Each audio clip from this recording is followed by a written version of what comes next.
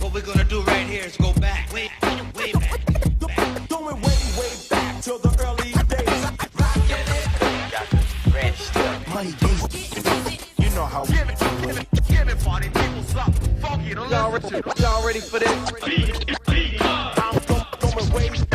way back. It's the Going Way Back show with Money B. Money B. What's good, party people? How you feeling? What's good? I'm great. And of course, this is your home for classic hip hop, raw and uncut. I'm joined, as always, by my lovely co-host, Tito. Hey. I And don't know where that came from, but the big homie, DJ, always in the building. What up, man? And off camera, we got Maxwell Benson flicking it up for your folks at Maxwell Info. I always fuck that up for some strange reason. But anyway, the crew is in the building, and we doing it like that. Deals. This is an interesting week. Let me start and say, for those of you who don't know, this is BET week or awards week in Los Angeles. So there's going to be a lot of stuff happening in and around the area. Hopefully the Going Way Back show will be involved, which I'm sure we will be. Somewhere. But, we'll get to what we're going to do this week, and let's talk about what happened the previous week. So, Teezy, how's your week been? my week has been good. Nothing interesting. Nothing? Nothing Nothing. this weekend. Still nesting. Oh, poor baby. What about you, always? I did a party, a 50th birthday party on Saturday over there in the hood in LA. 50th. 50th. That's good. Well, it was more like a social. Really? Speaking of 50th birthday parties, this is going to be actually a dope 50th birthday party happening this weekend, this Friday, for the homie Laylaw. Y'all know Laylaw. Yeah, I saw that. From Above the Law. You got Big Hutch from Above the Law performing, and Cocaine. That's A right. friend to the show. A friend to the show, and a few special guests, and a very special freckle-faced guest that's going to be in the house and probably going to jump on the mic and do the damn thing. You know what I mean? So shout out to Laylaw. Happy birthday, big homie. Sure. And we will be there. It's at Spike's Bar in Bellflower. I'll run the ad a little bit later. Yeah, well, Oh, the same show. spot. So if Nice. you want to come be involved, anybody that wants to be involved, matter of fact, give me a call. The number, 855-878-4652. call us up. We'll see about getting you on the list for this weekend. But like we do always about this time, it's time for it's the old school new news with Tom Teasy.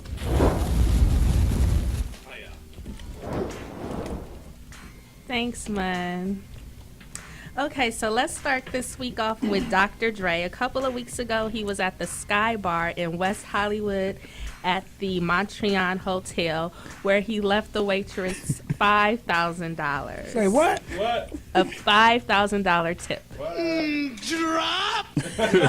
Big time. This is according to hiphopwire.com. Wait, which restaurant was this? I'm in the The wrong business. Sky Bar in West Hollywood, the Montreal Hotel. Man, I know. That's where I need to be working. Waiting on people. Fuck this show. So I guess he's being pretty generous with his billions. I So, see. You get that check, boy. You go crazy for a little bit, don't And I you? get $2,000 car wash. You know? Yeah, man, keep the Hey, change, bro. keep that. Just hold on to that. Must be nice. So Jay-Z has a new drink out that's called 4040. Mm. And it's something like Arnold Palmer, which is the iced tea and lemonade mix. Okay. The drink costs $1.99 and can be found at Walgreens. Is it lemonade and Iced tea. It's just so it is Arnold Palmer? No alcohol? no alcohol. Not for $1.99. Well, you can get alcohol for $1.99. Yeah. I just left the liquor store and I seen some happy what do you call it? What do you call it? What's it happening? Is What, it the airplane shoes? no the soccer shit? Oh, World Cup. Buzz balls. World Cup. Buzzballs? Is it called World Cup? Yeah, the World Cup that's going on right Yeah, now. there's yeah. some happy World Cup fans was in the liquor store getting a FIFA. FIFA. Oh, my God. They was getting it in and they Pacoima. pop off vodka in a clear plastic bottle. They was getting it in Pacoima when they won the Like other this night. game was good. I can't get into it. I'm like, I'm not going to. Why not? This is like the only Unless time I David can. Beckham is playing, but This is the only time I can I'm get telling into her, there's it some when other it's dudes really she might intense. enjoy, like Ronaldo, and I'm pretty sure there's a Beto somewhere Hey, too. there's a few Betos And Beto and Martins. and Neymar. And, Juarez. Anything with an O. yeah. so Dame Dash and Cameron is going to be opening up a Mediterranean, I can't say it, Mediterranean, thank you, restaurant in Brooklyn called Dish. It will be located at 65 Washington Street in Brooklyn, New York, and there is no official grand opening. I heard Dame was opening up something else right next to it too, like a lounge, like a vape lounge or something like that. Oh, that'd be cool. That'd be Get they deep. smoke on and Take go over, eat. you know? So it looks like DMX's wife have won a big settlement. He will be getting his living wages garnished by the state for child support. He will have to pay his wife $15,000 per month, and she will be getting this money from his checks from Universal Music Publishing. About to say, how is he getting that a month? Well, from his publishing, I'm assuming. Damn, man. He could have just stayed at the house. He didn't have to get in all that trouble. I'm getting Wrapped it checks. up. He was doing way too much. He had to go. Because if they taking 15 a month, he must be like making like 30 or 40 grand a month for them to take True. Right. that percentage. Right. So that's enough where he could just chill the fuck out, you know? So Build a 10 separate house. 10,000 Crack is whack. 10,000 will go to the 4 kids, and 5,000 goes to an unspecified support. Gucci. Her Gucci fund. Or Louis. Prada bags. We all That's know. my other baby, Louis. And finally, we all know that Mace divorce settlement is final. So now he's newly single Wait a minute, why is he smiling like that? because he bought his girlfriend Malaysia Pargo, who was a part of the. A what? A what? He bought his girlfriend, Malaysia Pargo, who was He a thought it was part of Basketball Wives LA, a new white convertible Corvette for her birthday. Wow. Wait a minute. Oh, that's that's- the homegirl that was on the show, right? Yeah, she just divorced her husband. I'm about to say, but she kept his name, Pargo. Yeah. Wouldn't you? Yeah, What was his kept her name? Something Pargo. Janero, something. I remember. don't know. It was Oh, crazy. man. Okay. So that's this week's Old School New News on the Going Way Back show with my man Money B. And make sure you guys follow me on all social media at TonTZTON_TEEZY. Now, thank you very much, Santizi. You're welcome. Now, of course, we got a great show today. If you've seen, if you follow us on any social media, you'll see that our guest today will be a couple of legends, man. We got Tito from the Fearless Four. You remember the Fearless Four? Yeah, you Yes, got it. sir. F4000 rocking right now. If you don't know Fearless Four, they had Rockin' It, which MC Light actually sampled Rockin' It. Yep. Even though Fearless Four borrowed it from Kraftwerk, which was Man Machine. Yep. But MC Light actually sampled Rockin' It. They had Problems of the World Today. They were actually like my favorite group coming up. Really? Yeah, me and my brother, we used to rock out. I used to like the Great Peso. So which one were you? I just said Peso. Oh, peso. I was Yep, that was Peso. him. Even though Tito was the light skinned dude, but I found out later he was Puerto Rican, so we're gonna talk about that a little bit later. So you guys would do this routine in front of a mirror, Yeah, in front of the mirror, hold your brushes, and rock out. wherever. I also got Grandmaster Cass, Cold Crush Brothers, calling up. You know what I'm saying? That's my guy. Man. You know, and if y'all don't know who Grandmaster Cass is, y'all need to get on the internet right now. Slap yourself. Slap yourself first. I was watching some of those videos, Then man. get It's on. crazy. Yeah, then get on the internet. If you don't know hip hop, you got to know Grandmaster Cass.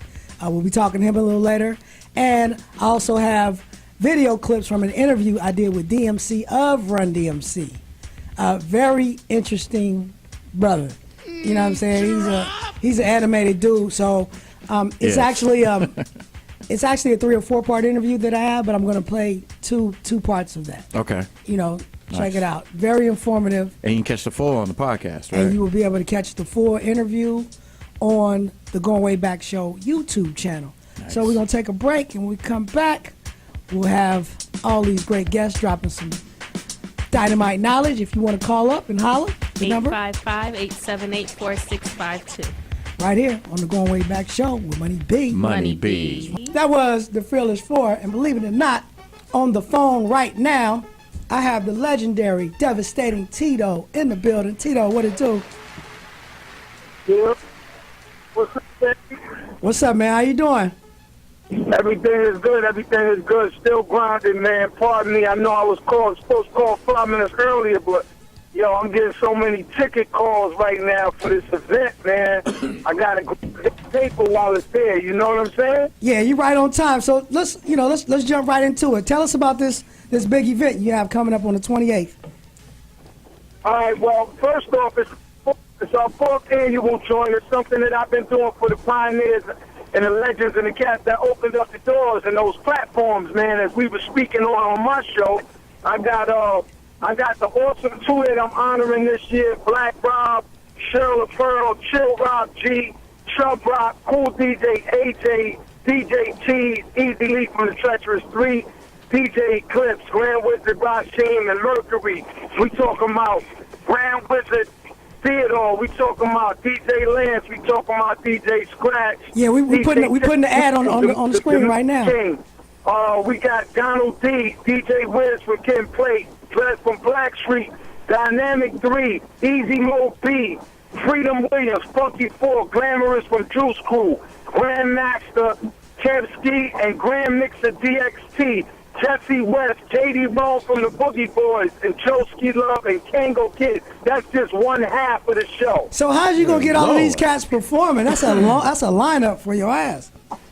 Yo, what's crazy is that that's just half of it, but all of them ain't performing. I'm honoring them. Okay. So the performances, I have 22 performances overall. Okay. So we're gonna take you back from the early 79s all the way up to the 1998. That's where we're going. This number 4 is from 1979 to 98. That's our time frame, and I usually do that. I go back and forth. I try and mix and blend so I could get some of the old cats to meet the new dudes, and the newer cats to kind of respect and know and understand where it all came from.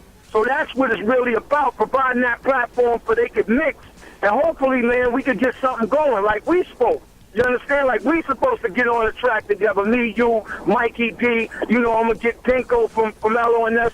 That's what we gonna do. We gonna make it. When I'm telling you, we gonna make it happen. It's that way. That's the avenue that we gonna make it happen through, man. That's mixing and blending. That's what's up. And for my listeners, Tito, I was explaining, that Fearless Four was definitely a groundbreaking group, from the beginning, and you guys were actually the first hip-hop group to be signed to a major label. Tell us a little bit about that. Yeah, that is correct. I mean, we came from the humble beginnings, which was a hood label, where we came from. In our hood, it was Enjoy Records, which signed all the local acts, all the little boroughs from Bronx to Queens and Manhattan.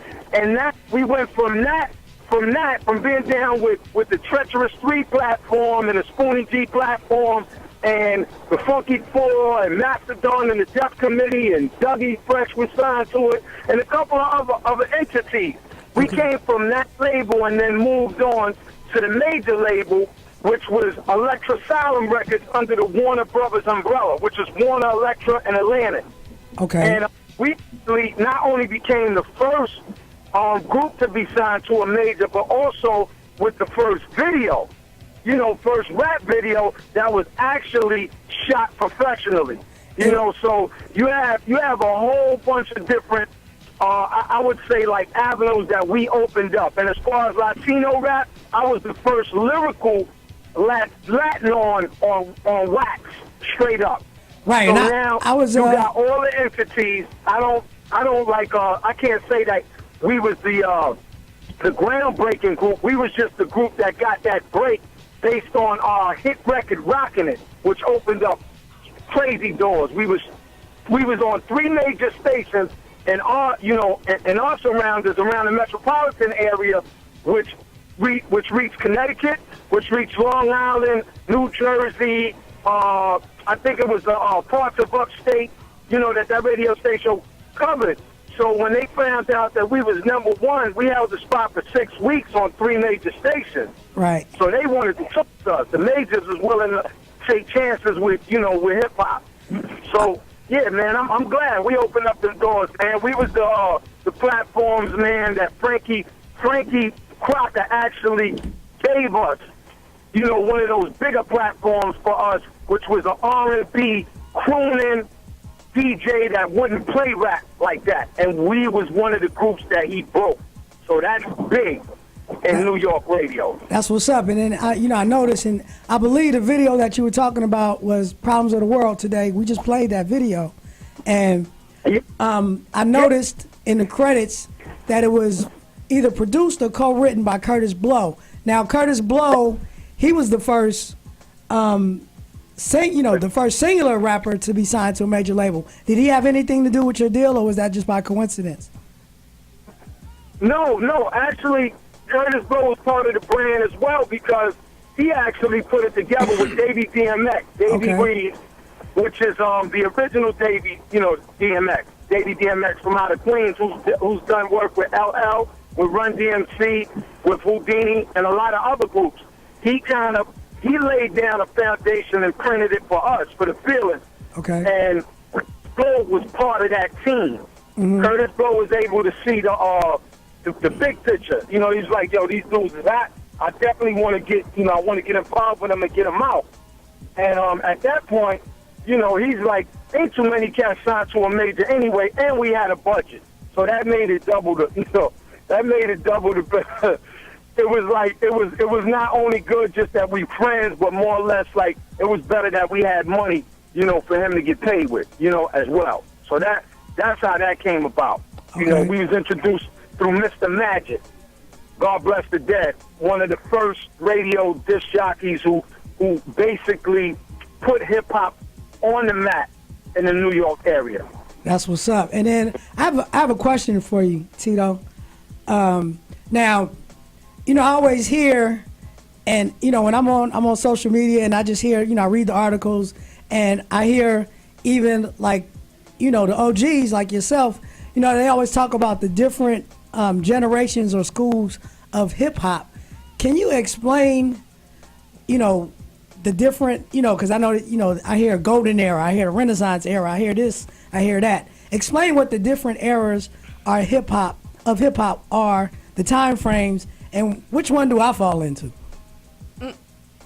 I mean, to be honest, you was a little after the golden era. Okay. I think that where we came from, well, I don't even think. I mean, we was like the first school. Okay. We was the first school of hip hop, and in the 80s, like 1980, I would say 84, 85, 85. 85, the landscape started changing. Dougie Fresh was just linking up with Slick Rick, right? Which definitely changed the platform of hip hop.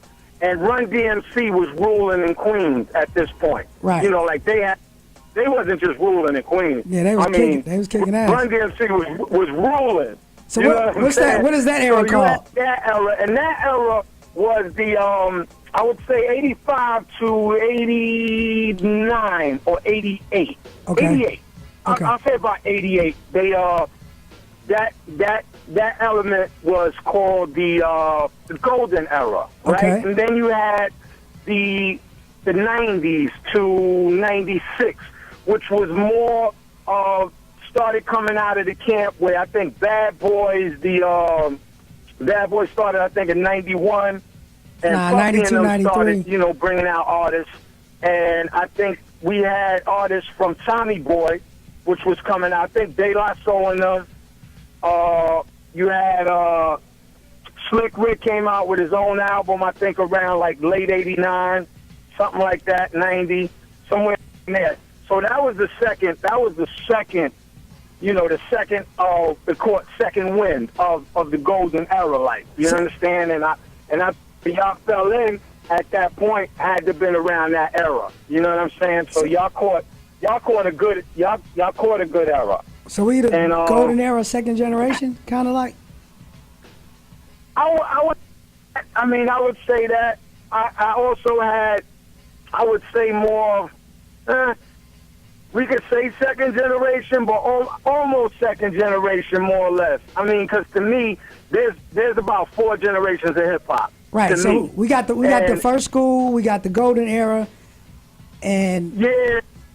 You got the backpack era at one point. Most Def, Talib Kweli, De and La all of them. Soul, You know, all them. it was Common Sense.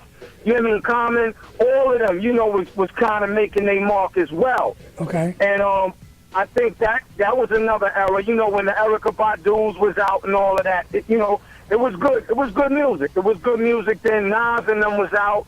You know, I think that the way rap was put down back then, they was paying a lot more attention to the choruses. So you had 8-bar choruses.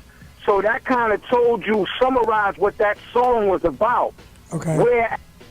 Where today, what you're hearing is maybe a sentence at its best to describe what the song is about.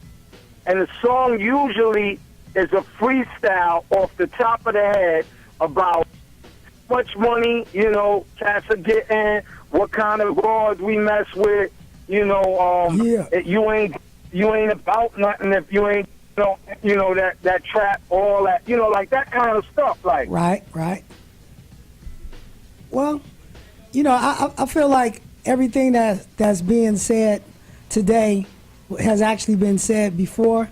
So, you know, I was always curious to know where each era, because, you know, what we said, the true school as well. And, you know, I also want to mention, because we got to take a break and get out of here for a second, but the fact you mentioned it earlier that, you know, you were one of the first Latin rappers to really get on like that. Where do you see Latin hip hop right now and moving forward, if you even concern yourself with that? I mean, to be honest with you, man, I don't classify us in any kind of particular culture. More or less, is hip hop is universal, and I want to say that it doesn't have a at this point. Okay. I want to say that hip hop is more about skills, about your lyrical, you know, your lyrical content and the way you come across. I mean, it's you got your cadence, lyrical content, and I think the way you go about writing the song. Like, I mean, altogether to me, it's just the skill set. Well, and I wouldn't say Latin hip hop, but I mean, if we're talking Latin hip hop, I am honoring and giving them the Lifetime Icon Award, which is big fun. Right.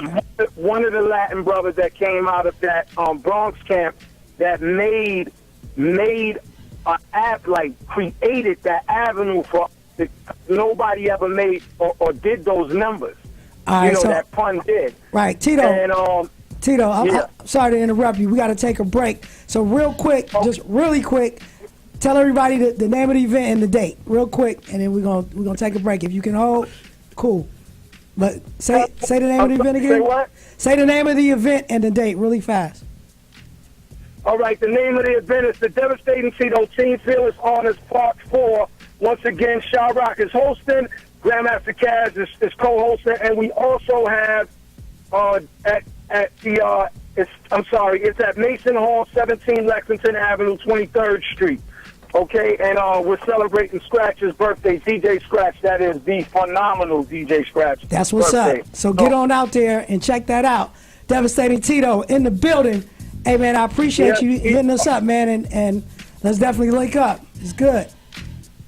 We'll be, I'm going to try and sit online, all right? I'll talk to you in a bit. Okay, that's what's up. Let's go way back show with Money B. Money B. Those are my guys. RUN-DMC. Now, what era did Tito? He said that's the golden era. That's the golden era. Yeah. Golden era, and he got that right, because when RUN-DMC came on, that changed everything. You know, I just remember being maybe I was like 13, 14, in my bedroom, my whole wall was just RUN-DMC. RUN-DMC. I did have a shrine of RUN-DMC. So Did obviously, you have the Casellis? I did have Gazelles. Did you have? Those shits Real was ones? expensive. Man, yeah, weren't those was they? expensive. How back much? then. At the time, At the time. It was a lot of money. Remember this? more than what you should be spending on glasses at the time. They probably was like $80, but just think $80 I would in the spend 80s. 80 on glasses today. Today, but in the Today, 80s, that but was like back $200. then, yeah, that was like you're killing me. Yeah, and motherfuckers was getting robbed like a motherfucker. Like I seen Dog. a whole block party chase a dude behind his Gazelles one time. Are you serious? So yeah, you had to be, you And know, the ones that really got robbed were the ones that had the glass in them, because a lot of people were popping out the glass.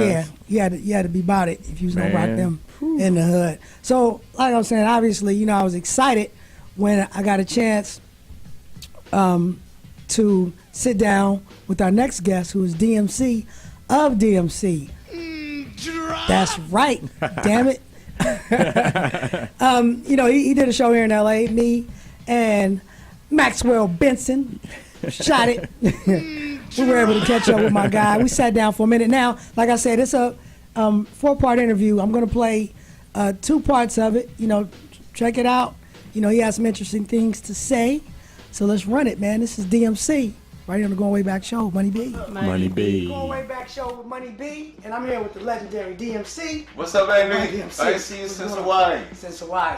Still Definitely. got the ball here. It's my Of ball here, course. brother. Keeping it clean, keeping do it it. clean and gritty. Now we're gonna start it off. Now it's been exactly 30 years since the release of your first That's album, crazy. RUN-DMC, right? 1984. Somebody told me that, and I said, "What you say?" Now, when you guys first came out back in '80, obviously put the single out before. Right, When right, you right. first came out, a lot of the allure to RUN-DMC was, the style, the clothes, Right. the image. You guys had a great marketability, Yeah. but you also had the skills to match, and Right. you could tell that, watching you study the craft. Of course. Still Now- studying too. Yeah, I mean, Got to. we always do.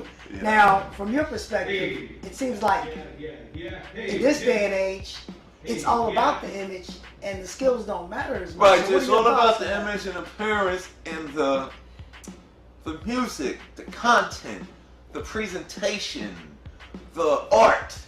Right. Is like, I was speaking to a young rapper yesterday, Okay. and he's one of the greatest writers, lyricists ever. And he said, the label don't want me because I ain't got enough hits on YouTube. And I just spoke They're on looking that. for the person with a, I said, hold up. People on YouTube got 5 million, 10 million hits and ain't worth anything. garbage. That's crazy. So what do I gotta say about that? It's backwards. The business is backwards. We made the business. Right. We controlled the business. Plus, we wasn't scared to look somebody in the face and say, yo, that's bull. Get that out of my face. Rick Right. Rubin and Russell would take, get that garbage out of here and come back with a record or a song. It's insane, man. Yeah, if it's whack, it's whack. Now, Yeah. you were actually quoted, I want to say, allhiphop.com, where you basically, and I'm paraphrasing, you were saying that, you have your, there are a lot of MCs that do Right. have lyrical skills, but when they go looking for a deal, the A&R just tell them, hey, we don't want lyricists. Right, we want right. cats that sound like Chief Keef or Waka Right, Flocka exactly, Flame exactly. and whatnot. So, Or even an era, even our era, coming out of our era, like let's say the NWA 50 Cent vibe. right. When that was so huge, you have a kid that is posthumous. Right. The label will say, yo, we love all that. It's we love your socially conscious lyrics. Yeah. Could you be a little more like Lil Wayne? Or could you be a little more like 50 Cent? Or could you be a little more like NWA? Right. You know what I'm saying? As opposed to saying, I want to see this act on the road with 50 Lil Wayne and Eminem. Right. And that was our versatility. And what I mean by that is, our presentation collectively was incredible because NWA was relevant.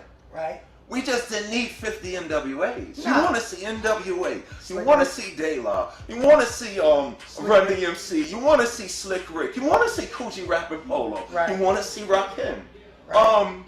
It was Ice Cube who said, yo, that golden age era was so dope because you know you had me, you had NWA, you had Public Enemy, you had Eric B and Rakim, you had Leaders in the New Schools, you had EPMD, you had De La Soul. And he said the beautiful thing about that was we were all from the same corners, high schools and places, but our presentations was different. We knew, all right, y'all doing that gangster thing, so I gotta go sit down with you and say, what's our thing gonna be? It kept the diversity and the uniqueness because the challenge and the competition was in sitting there going, whoa, did you hear Digital new song?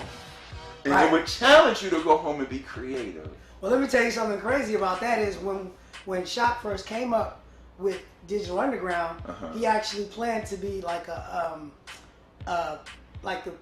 revolutionary, politically. Really? But then Public Enemy came out and he said, wait, we gotta tweak it. We gotta do something different because somebody's doing that. Exactly. It's like back then we called it biting. Right, yeah, you could not bite. Now, Or but before that was copycat. Yeah, you couldn't. And before that was imitation. But you know what's cool? Okay. If we listen to Digital's, y'all put the messages in there. Yeah, we still just prepackaged it differently. He did something different. Now let me ask you that. You know, speaking of, of not biting but copying or mimicking. You know, I'll say as a rapper, I definitely mimicked or. A lot of my influence were you guys. You know, I worshiped RUN-DMC when I was younger. Right. But then at the same time, I also was a huge fan of Too Short, being from Oakland. Of course. Now, who did you mimic your style coming up after?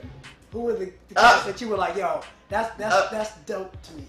Cold Crush. Cold Crush. Cold Crush 4 MCs. Cold Crush 4 MCs. Force MDs. Right. Fantastic Five. Because before Rap Records was made, the Cold Crush, the Fantastic Five, the Jazzy Five, even the Treacherous Three, even the Furious Five, they had routines. Yeah. They had routines. And that's missing too. And that's, man, RUN-DMC's It's Tricky to Rock and Run. That was a routine we could have did in a park. For records, it was like Melly Mel, Mo D. Those two guys were gods. And Kaz, Grandmaster Kaz of the Cold Yeah, Crush. Grandmaster, even me. Yeah. I could have seen Kaz in the Digital Underground. Yeah. Because he had those, you know, he had the Yvette routine. He had his little rhyme things that could have been a digital song. And it was all about the flavor. Now, just going off track, now that you just mentioned that, going back to, Graffiti Rock when they had like the stage battle with you Graffiti Rock, with you and Mo D and all them. Right, and it was Mo and Special K. And me and Run. Mo D said, he was like, it really wasn't a battle. It wasn't. He's like, because if it was a real battle, it would have been no way. It would have. How do you feel about that? Mo, I gotta give it to Mo. Cause I gotta give it to Mo because he was that dude. Right. Okay.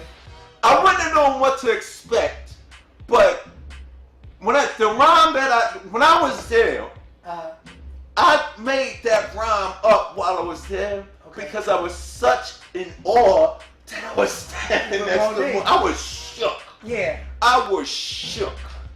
But I had all that King of Rock. If you listen to Jam Master Jay record, not 5, not 4, not 3, just 2. Right. Furious 5, Cold Crush 4, Treacherous 3. That was me. When I wrote those rhymes, I was pretending. Remember, it's all make believe. I never thought I would be DMC on the mic. It was just me in my basement pretending. Right. But that particular rhyme was just me pretending. I'm gonna battle the Furious 5, the Cold Crush 4, and the Treacherous 3 by myself. Yeah. So I'll give it to Mo. Because he was that dude. And he still is that dude. But I did have some ammunition on me. He was ready to give it to So it looks like we're going to have to get Grandmaster Kaz on another date. Because it's almost time it is time for us to step on out. Oh my gosh, that went by quick. Time flies. Once again, I want to let everybody know they can join me in Bellflower at Spike's Bar for Laylaw's 50th birthday celebration. That's right. Performing live will be Big Hutch from Above the Law and Cocaine. And, it's going to be a lot of BET Awards festivities going down because it's the BET Awards weekend. So definitely check us out. Always, you got any things you got? Any parties, anything you rocking? I'm rocking it's crazy. I'm rocking another 50th birthday party, but it's for a chick that I did her 37th birthday party 13 years ago. You gonna do her 89th birthday party hey, too? you know, I'm doing everything. Every 30 years. Every 30 years, I'm in. Is So- 50 considered golden years? No. Or is that 60? I think you go No, golden I think after 50. I think Oh, that's after 50. 50? Yeah, you Right, start the You're golden. doing all these golden years parties. Tantizi, what will you be nesting this weekend? At home. Nesting. Well, like I said, I just hope to get involved with some of these BET festivities. You I know, definitely want I'm you still doing waiting for that. my call. I'm gonna hang out with Maxwell. You know, the white guys always get in. Hey, if I get that call, And let 'em you'll in. get that And he call looks like a security guard. At so the, you're at the definitely Hilarious. BET Awards, the white guys get in first. all the time, especially with a camera. So I'm rolling with Maxwell. That's my guy. He's my lucky charm. Real quick, Tantizi, let them know where to find you. all social media, Tanteezy, TON_TEEZY, and make sure you subscribe to the Going Way Back Show YouTube channel. Definitely, if you want to see the rest of the interview with DMC. Always. Are always at Instagram and at Always in the Air on Twitter. Hit me up. And if you need the dope flicks and pics, definitely check out at Maxwell Info. And of course, you can find me on all social media at MoneyB69. You can follow this show specifically on Twitter at Going Way Back Show. You know, make sure you check out the podcast on the website, and that's goingwaybackshow.com. Subscribe to the YouTube channel, The Going Way Back Show, and just everything The Going Way Back Show. Fuck with us. It's all a right? movement. It's a movement. Shit is real, son. Getting big, kid. Word, God. It ain't a fucking game. Shit is real. Ain't no joke. Look at the shirt. Motherfucker, we about to impregnate the world with Going Way Back Show Whole paraphernalia. It's going down. Fuck that shit. We gonna have the mixtapes, we gonna have the t-shirts, we gonna have the panties, we gonna have the hats, Everything. we gonna have the motherfucking toothbrush The Toothbrush. socks. and the Going Way license Back plate. car. So just remember, man, it's the Going Way Back Show. And until next time, people, Be easy. It's the Goin' Way Back Show with Money B. Classic hip hop, raw and uncut. Thanks for visiting the Going Way Back Show channel. Make sure you rate, comment, and subscribe, and click that like button.